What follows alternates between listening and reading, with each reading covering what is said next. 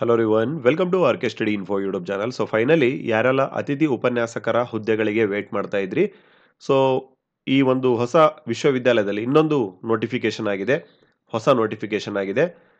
ಈ ಭಾಷಾ ವಿಷಯಗಳು ಆಗಿರ್ಬೋದು, ನೋಡ್ತಾ ಇರ್ಬೋದು, ಕನ್ನಡ, ಇಂಗ್ಲಿಷ್, ಹಿಂದಿ, ಸಂಸ್ಕೃತ ಆಗಿರ್ಬೋದು, ಹಾಗೆ ಹ್ಯುಮ್ಯಾನಿಟೀಸ್ ವಿಷಯಗಳು ಆಗಿರ್ಬೋದು, ಸೈನ್ಸ್ ವಿಷಯಗಳು ಆಗಿರ್ಬೋದು, ಇನ್ಕ್ಲೂಡಿಂಗ್ ಫಿಸಿಕಲ್ ಎಜುಕೇಷನ್, ಈ ರೀತಿಯ BBA ಅನೇಕ ಹುದ್ದೆಗಳಿಗೆ ನೋಟಿಫಿಕೇಶನ್ ಆಗಿದೆ ಆಸ್ ಅ ಗೆಸ್ಟ್ ಫ್ಯಾಕಲ್ಟಿ ಆಗಿ, ಗೆಸ್ಟ್ ಲೆಕ್ಚರರ್ ಅಥವಾ ಗೆಸ್ಟ್ ಅಸಿಸ್ಟೆಂಟ್ ಪ್ರೊಫೆಸರ್ಸ್ ಹುದ್ದೆಗಳಿಗೆ. ಸೊ ಯಾವ ಒಂದು ವಿಶ್ವವಿದ್ಯಾಲಯದಲ್ಲಿ ನೋಟಿಫಿಕೇಶನ್ ಆಗಿದೆ, ಯಾವ ರೀತಿ ಅರ್ಜಿ ಹಾಕಬೇಕಾಗತ್ತೆ, ಆನ್ಲೈನ್ ಮೂಲಕ ನೀವು ಅರ್ಜಿಯನ್ನು ಹಾಕ್ಬೋದು. ಸೊ ಒಟ್ಟಾರೆಯಾಗಿ ಏನೆಲ್ಲ ಟರ್ಮ್ಸ್ ಆ್ಯಂಡ್ ಕಂಡೀಷನ್ಸ್ಗಳು, ಯಾವ ರೀತಿ ಸೆಲೆಕ್ಷನ್ ಮಾಡ್ತಾರೆ, ಯಾವೆಲ್ಲ ಪೋಸ್ಟ್ಗಳಿಗೆ, ಇನ್ನೂ ಯಾವೆಲ್ಲ ಪೋಸ್ಟ್ಗಳಿಗೆ ನೋಟಿಫಿಕೇಶನ್ ಆಗಿದೆ, ಇವೆಲ್ಲವನ್ನ ಈ ವಿಡಿಯೋದಲ್ಲಿ ಬಹಳ ಸಂಕ್ಷಿಪ್ತವಾಗಿ ಡಿಸ್ಕಸ್ ಮಾಡೋಣ. Let's begin. ನಮ್ಮ ಚಾನಲ್ ಮೊದಲೇ ಬಾರಿಗೆ ನೋಡ್ತಾ ಇದ್ರೆ, ಸಬ್ಸ್ಕ್ರೈಬ್ ಮಾಡದೆ ನೋಡ್ತಾ ಇದ್ರೆ ಸಬ್ಸ್ಕ್ರೈಬ್ ಮಾಡ್ಕೊಳ್ಳಿ, ಹಾಗೆ ಬೆಲ್ ಬಟನ್ ಕ್ಲಿಕ್ ಮಾಡಿಕೊಂಡು ಆಲ್ ಇನ್ ಒಂದು ಆಪ್ಷನ್ನ ಸೆಲೆಕ್ಟ್ ಮಾಡ್ಕೊಳ್ಳಿ. ಬಿಕಾಸ್ ನಾವು ಮಾಡುವ ಪ್ರತಿಯೊಂದು ಈ ಗೆಸ್ಟ್ ಫ್ಯಾಕಲ್ಟೀಸ್ನ ಎಲ್ಲ ಉಪಯುಕ್ತ ವಿಡಿಯೋಗಳು ನಿಮಗೆ ಬಂದು ರೀಚ್ ಆಗುತ್ತೆ.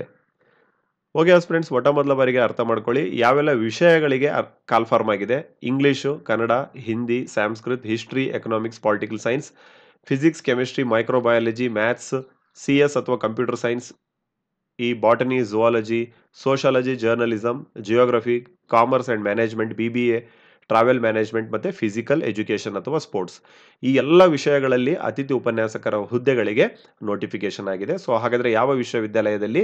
ಮಂಗಳೂರು ವಿಶ್ವವಿದ್ಯಾಲಯ. ನೋಡ್ತಾ ಇರ್ಬೋದು, ಅಫಿಷಿಯಲ್ ಆಗಿ ಅಧಿಸೂಚನೆಯನ್ನು ಹೊರಡಿಸಿದ್ದಾರೆ ರೀಸೆಂಟ್ ಆಗಿ ಮೇ ತಿಂಗಳಲ್ಲಿ. ಸೊ ಇಲ್ಲಿ ಹೇಳ್ತಾ ಇದ್ದಾರೆ, ಅತಿಥಿ ಉಪನ್ಯಾಸಕರ ಆಯ್ಕೆಗಾಗಿ ನಾವು ಅಧಿಸೂಚನೆಯನ್ನು ಹೊರಡಿಸ್ತಾ ಇದ್ದೇವೆ ಅಂತೇಳಿ. ಫಾರ್ ದ ಇಯರ್ 2025-26 ಸಾಲಿಗೆ ಮಂಗಳೂರು ವಿಶ್ವವಿದ್ಯಾಲಯದಿಂದ, ಹಾಗೆಯೇ ಘಟಕ ಕಾಲೇಜುಗಳು ಅಂತ ಏನು ಮಂಗಳೂರು ಯೂನಿವರ್ಸಿಟಿದು ಬೇರೆ ಬೇರೆ ಬ್ರಾಂಚಸ್ಗಳಿದ್ದಾವೆ, ಅದರ ಅಂಡರ್ನಲ್ಲಿ ಬರುವಂತಹ ಈವ್ನಿಂಗ್ ಮತ್ತು ಡೇ ಕಾಲೇಜಸ್ಗಳು.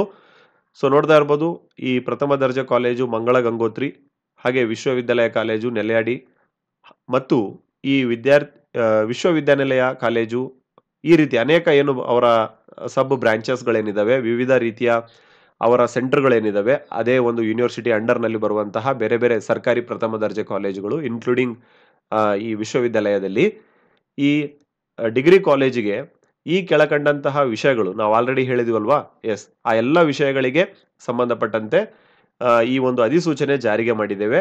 ಸೊ ಯಾರ್ದೆಲ್ಲ ಪೋಸ್ಟ್ ಗ್ರಾಜ್ಯುಯೇಷನ್ ಅಲ್ಲಿ ಸಂಬಂಧಿಸಿದ ವಿಷಯದಲ್ಲಿ ಪೋಸ್ಟ್ ಗ್ರಾಜ್ಯುಯೇಷನ್ ಅಲ್ಲಿ 55% ಇದೆ, ಅಥವಾ SC/ST ಅಭ್ಯರ್ಥಿಗಳು ನೀವು ಆಗಿದ್ರೆ 50% ಅಂಕಗಳೊಂದಿಗೆ, ಜೊತೆಗೆ ಏನು UGC ನಿಯಮಾವಳಿಗಳಿದ್ದಾವೆ, KSET ಆಗಿರ್ಬೋದು, ಅಥವಾ UGC ನೆಟ್ ಆಗಿರ್ಬೋದು, ಅಥವಾ CSIR ನೆಟ್ ಆಗಿರ್ಬೋದು, ಸೊ ಅಥವಾ PhD ಆಗಿರ್ಬೋದು, ಈ 4ರಲ್ಲಿ ಯಾವುದಾದ್ರೂ ಒಂದು ಇದ್ರೆ ನಿಮ್ಗೆ ಏನ್ ಮಾಡಕ್ ಸಾಧ್ಯ, ಅಪ್ಲಿಕೇಶನ್ ಹಾಕೋದಕ್ಕೆ ಸಾಧ್ಯ ಆಗುತ್ತೆ. ಹಾಗಾದ್ರೆ ಅರ್ಜಿಯನ್ನು ಯಾವ ರೀತಿ ಹಾಕ್ಬೇಕಾಗತ್ತೆ? ಸೊ ನೋಡ್ತಾ ಇರ್ಬೋದು, ಆನ್ಲೈನ್ ಮೂಲಕ ನೀವು ಅರ್ಜಿಯನ್ನು ಹಾಕೋಬಹುದು. ಇಲ್ಲಿ ಇದೆ ನೋಡಿ, ಆನ್ಲೈನ್ ಮೂಲಕ ನೀವು ಅರ್ಜಿಯನ್ನು ಹಾಕ್ಬೋದು.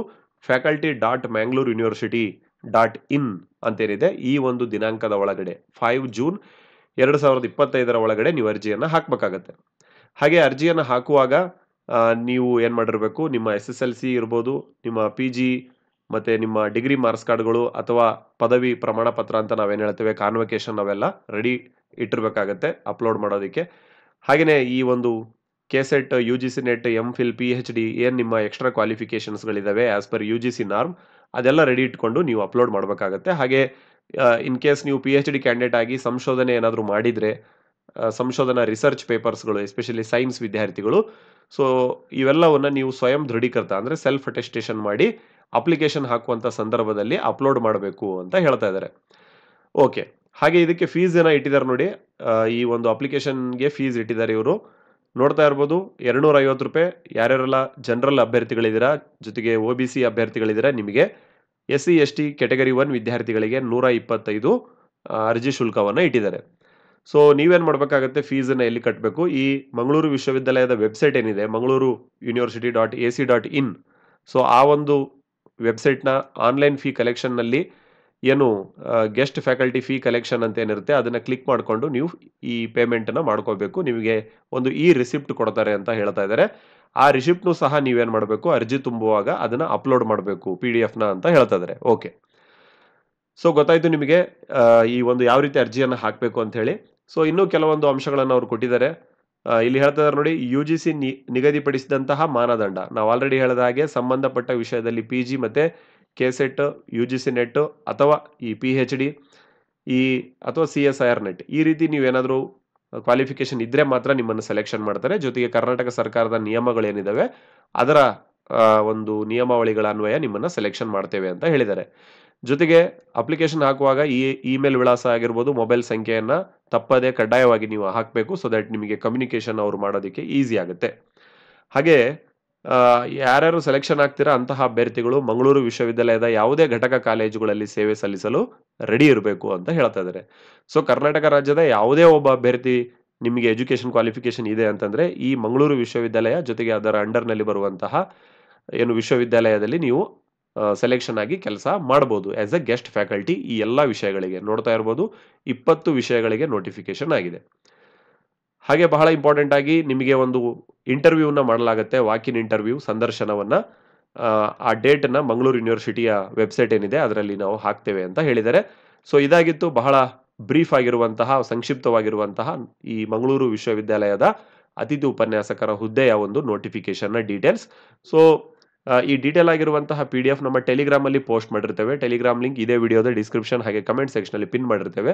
ಅಲ್ಲಿ ಈ ರೀತಿ ಅನೇಕ ಅಪ್ಡೇಟ್ಗಳನ್ನ ಅಪ್ಡೇಟ್ ಮಾಡ್ತಾ ಇರ್ತೇವೆ ನಿಮಗೆ. ಸೊ ಹಾಗಾಗಿ ಯಾರು ಟೆಲಿಗ್ರಾಮ್ಗೆ ಜಾಯ್ನ್ ಆಗಿಲ್ಲ ಜಾಯ್ನ್ ಮಾಡ್ಕೊಳ್ಳಿ.